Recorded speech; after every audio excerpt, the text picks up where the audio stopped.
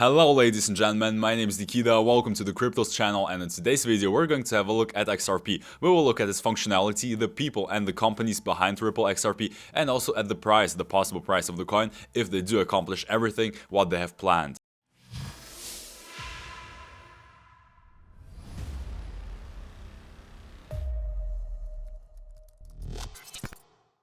Before we get into the price of Ripple XRP, we first need to understand its functionality, so how it's going to be working and how it's going to be used, because technology in this particular situation is actually the second most important part, and the most important part on the first place is the partnerships and the possibility of implementation of this technology to the real world. So on the technology part and on the functionality, we'll keep it really short. There are lots of problems in the financial system right now which XRP is aiming to solve, and it's not even the payments issue or something else like this, because that's only a small part of what XRP is actually planning to do. The most important thing what XRP wants to accomplish is the reserve currency problem situation, and we're going to get to this in the second half of the video. And coming from the reserve currency, we've got the problem or the issue with cross-border payments, which XRP is also going to take part over, but it's just going to be a really small part of its usage. The most important problems right now which XRP aims to solve, or the problems which we have right now in the financial world, and the financial sector is the most underdeveloped sector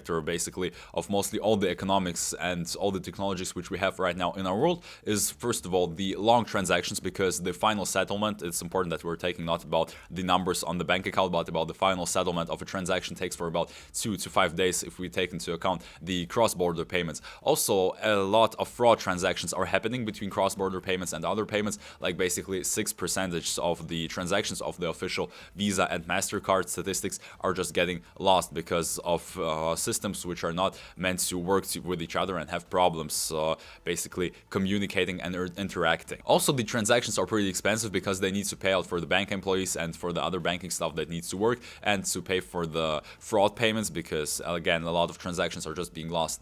They need to cover these sums.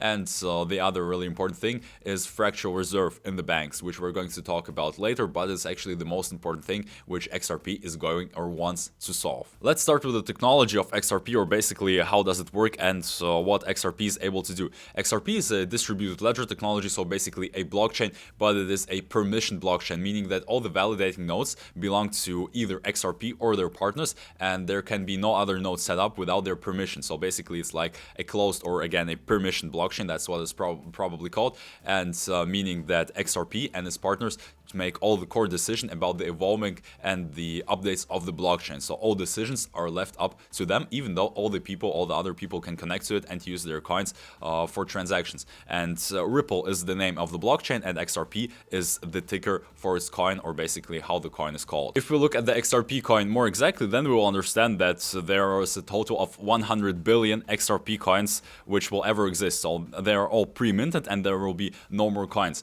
And basically a part of all these coins is belonging to Ripple network themselves, and they're selling off a part of these coins monthly to different investors and banks, which we're going to talk about a little bit later in this video. Also, every XRP coin can be denominated into 1/1,000,000th of its worth, so basically it's called a drop. So 1/1,000,000th of an XRP coin is called a drop, and that's basically a 0.5 zeros and a 1. The XRP blockchain is set up in a way that it's working really fast and cheap, so all the transactions happen almost instantaneously and have a settlement time of up to 3 to 5 seconds, and are again really cheap. But there is a minimum transaction fee to keep the network off of spam, which is 10 drops. So basically a 0 with 4 zeros again after the dot and a 1. That's the minimum price fee actually possible for XRP for transactions, for the payment of the transactions, again to keep spam off the network, because if all the transactions were free, everyone will just spam the transactions and the blockchain wouldn't work. And another really important thing, the XRP blockchain has a system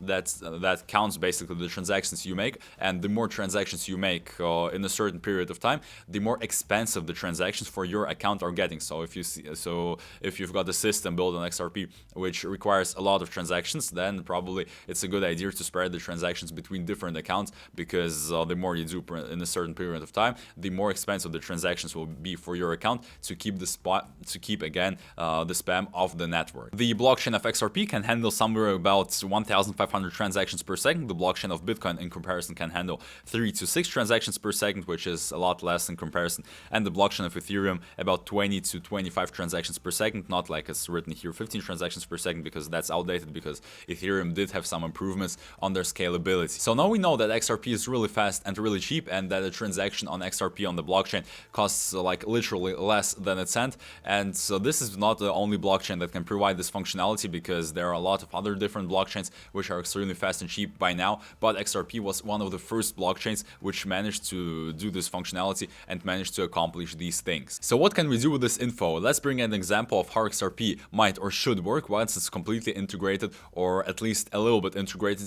into the financial system.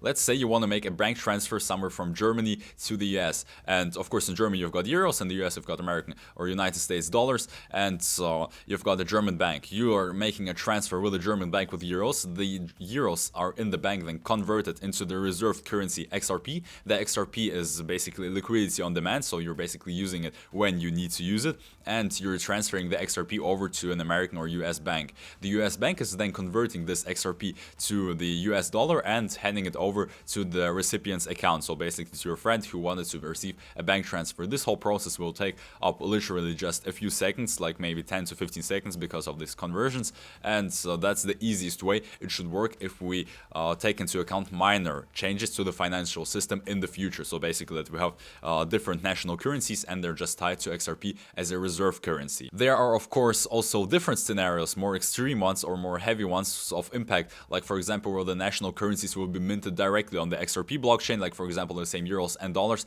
they will be directly tied to the blockchain, and basically you don't need to convert the currencies to one another, because they anyway live on the same blockchain, and you can just send or transfer them over to different countries and they will convert themselves on the blockchain by themselves. And of course XRP is not the only coin which is suitable to do so. XLM is basically created to do the same thing, and the XRP and XLM should work together, but that's a topic for a different video. But I think you've got the main idea of how XRP should or will work depending on different scenarios, but it's also not guaranteed, because the adoption process is the key here. So it's the most important thing, and if they manage to accomplish their adoption to the financial system, then the whole thing will make sense. If not, then basically XRP will be almost useless, because it can't fulfill the purpose it was built for. But again, talking about different exchange rates and converting XRP from not one currency to a different currency, that's a hot topic, and XRP basically has functionality for several years by now already, where they can see the best exchange rates for between different currencies and between XRP and different currencies, so on exchanges, on crypto exchanges, and just between banks for different currencies. So they are working on this functionality, and they're really good prepared for this. Right now we can actually do the same thing just manually, so we can basically take the cash on our bank accounts or the funds on our bank account, transfer them to an exchange is there to XRP, send the XRP over to a friend, and he can then exchange it to his national currency, and so basically take the money out of the exchange to his bank account, because it's not integrated into the banking system yet, so we need to do it manually. Of course XRP by now is not the only technology which is able to provide this functionality. We also have Binance Smart Chain, we also have Tron, so there are lots of ways to do the same thing. So this is why technology is not the most important thing in Ripple, and we'll get over to this in just literally a few seconds. But the possibility to do so is there, and before Tron and before Binance Smart Chain were up there, a lot of people were basically doing transnational payments like the way we just told. So now let's get into the topic of who created XRP, who it was made for, how it's going to be used by the partners, and actually look at some of the most important key partners of XRP.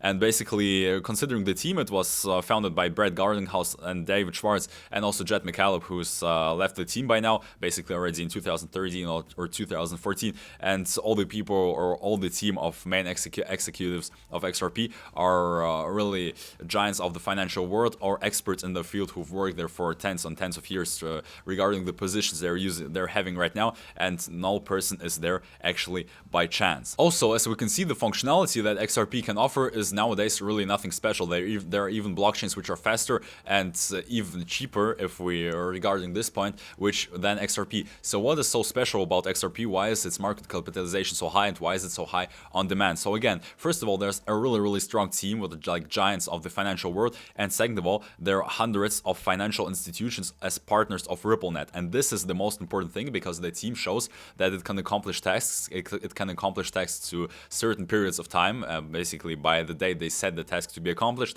and they are requiring partners all over the world for the RippleNet to use their XRP tokens. Basically, the banks are buying off the tokens, different financial systems and institutions are buying XRP tokens to use it later on. Ripple right now has over 500 employees in different offices all across the world, like literally across the world in different countries. And there are a lot of key partners and a lot of key banks and financial institutions which partner with Ripple XRP. And in this video, I'm just going to bring you over a few of the key partners and most important partnerships, because in order to make a complete list and name all the partners, we just need a separate video. But here are the most important ones. It's the Bank of America, it's American Express, it's SBI Holdings and MoneyGram, Santander, Earthport. Not all of them are on here on the list. It's also Aiden and the German Reisebank and hundreds, literally hundreds of other banks and huge world corporations and companies like also the SBI group. The way why there are not only 100 partners but probably also thousands of indirect partners and giant companies, multi-billion companies across the world that are partnered with Ripple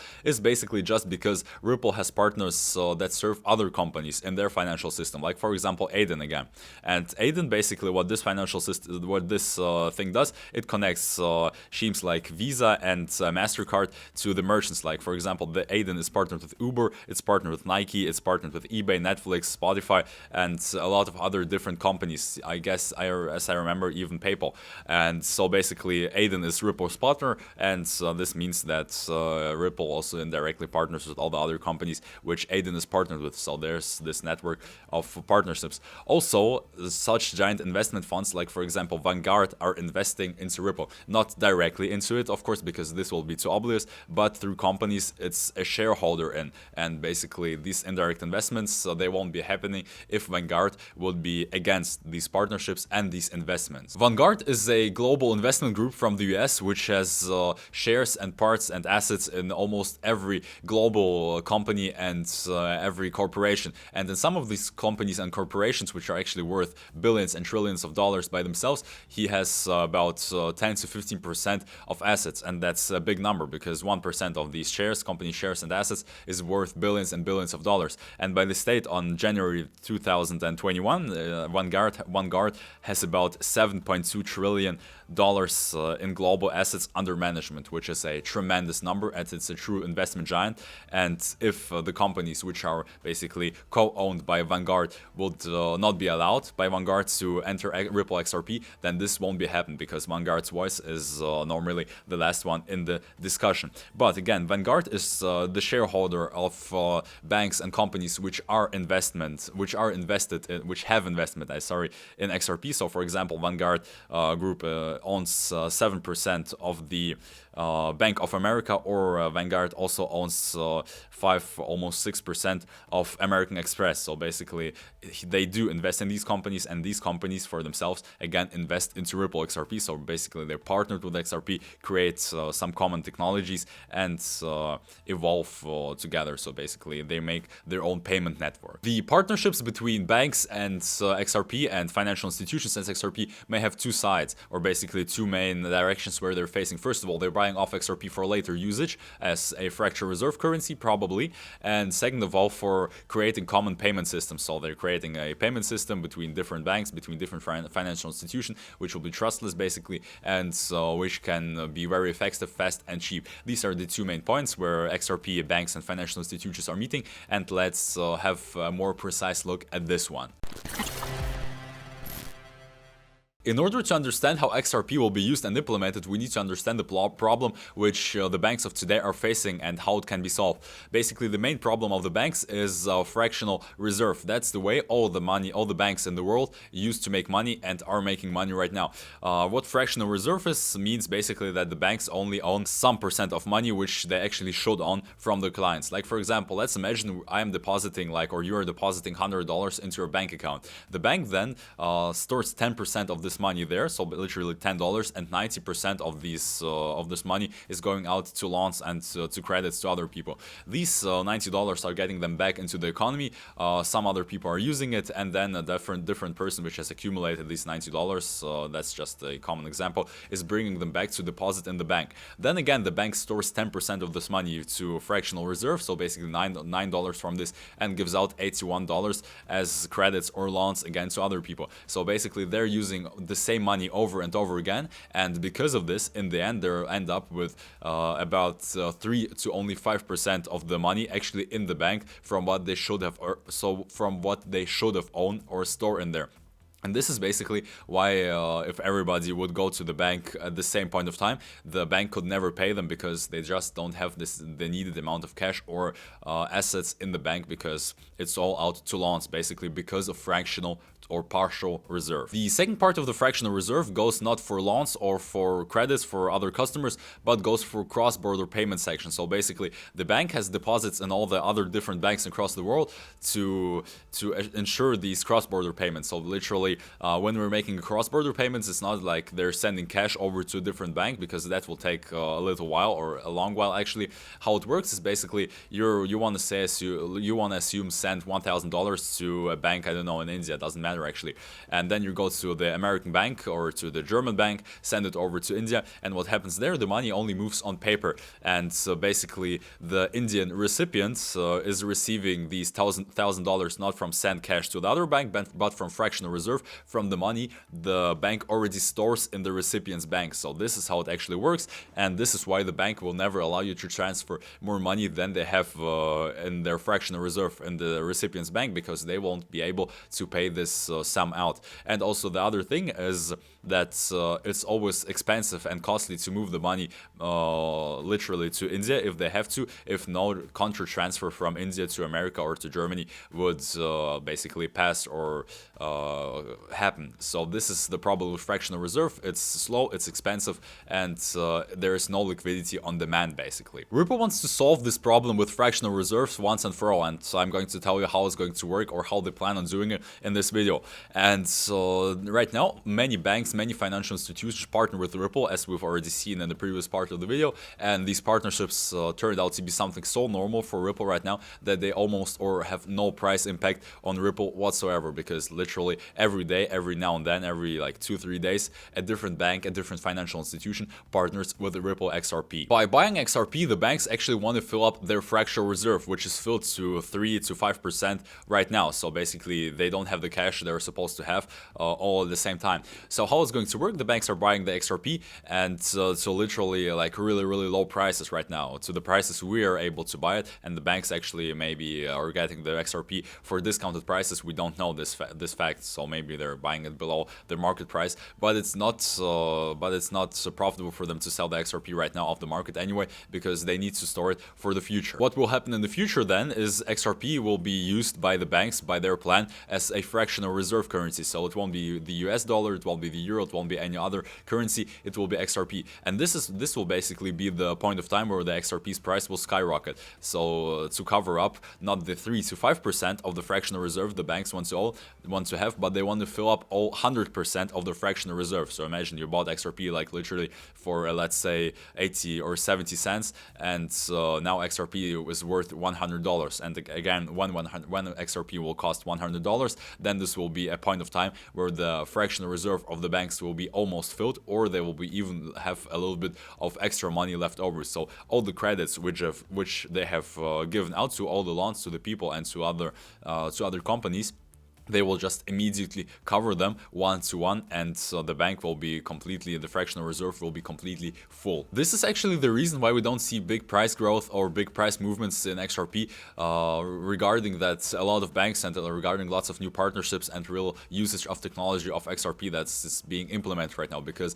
XRP and the banks and the financial institutions are waiting for everybody else to be in the boat, if you're allowed to say so, before the price launch of XRP, so that all the banks that have have to, and all the financial institutions that have to and that are allowed to fill up their fractional reserves will be able to do so in the future. The price of XRP would skyrocket tens or 100 times, basically multiple amounts of times, probably because of some world crisis, or a world crisis will be used as an excuse to set XRP up as a global reserved currency, because this will be profitable to the banks, this will be profitable to the governments because there will be no crisis and the economics can grow and continue to grow, because the fractional reserve will be filled not to 3% but to 100% of their banks, and basically the crisis will be used as, so to say, as an excuse that either saved that XRP, either saved the global economy from a crisis, or in the means of some crisis, the XRP tokens as a fractional reserve will basically lead us out of the crisis. So probably that's how it's all going to be played out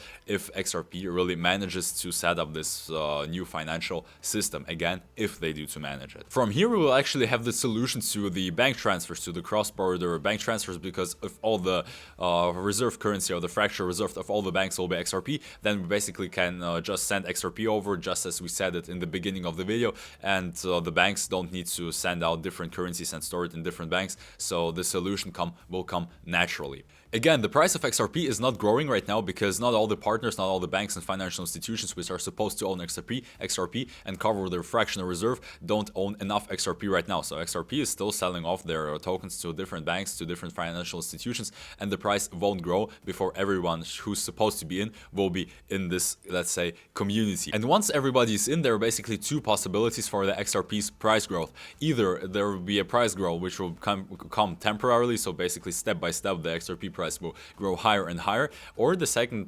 possibility is that the price of XRP will just skyrocket tens or 100 times overnight, or basically in just over a period of a couple of days, and will set a new basic price mark for the XRP tokens. And this is basically the most plausible and most sensible scenario for what we see right now, because after everybody is owning the XRP, there is no point of gradually raising the price of XRP. It's more sensible to make just a new common price mark for XRP, which can be like about $100. Again, everything we said in this video is just our thoughts, so there's no evidence of XRP that's the exact thing they're accomplishing and that they want to do this. But if you just add all the puzzles together, then this will be the most plausible way of the usage of XRP. But again, everything can work out this way, and everything can just turn out the other way, that XRP will never be implemented because they won't manage to partner up with different banks, with different financial institutions, and there's also the governance issue like the SEC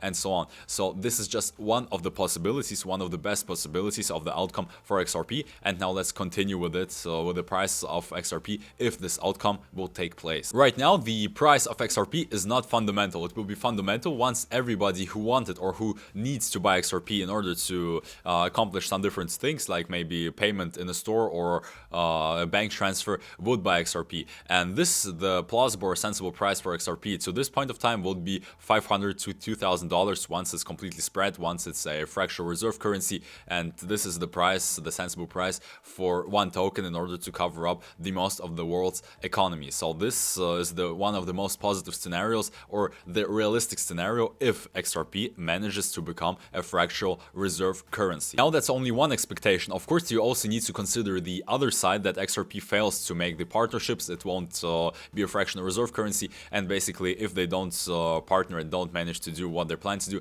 XRP will be actually worthless, or worth almost nothing, or maybe worth what it's worth right now, or even a little bit less, just because, well, the technology of XRP, yeah, great, there is a good technology, but the most value comes from the partners of XRP and from the possibility of implementation this technology to the real world, which a lot of other cryptocurrencies and blockchains, even with better technologies, don't have, just because they don't have such great partners like XRP does. Well, and this was actually our conclusion, why it's profitable for the banks and for the government to use XRP basically as the reserve currency, because they will just cross out all the debts that they have by adopting XRP and by raising its price literally hundreds and hundreds of times. So this is our thoughts on how it may work in the future. Of course, our CRYPTUS team does own XRP. We own a lot of XRP because we truly believe in it, and we want to take into account the risks that we're facing, that the currency may be worth nothing, but we also take into account that the currency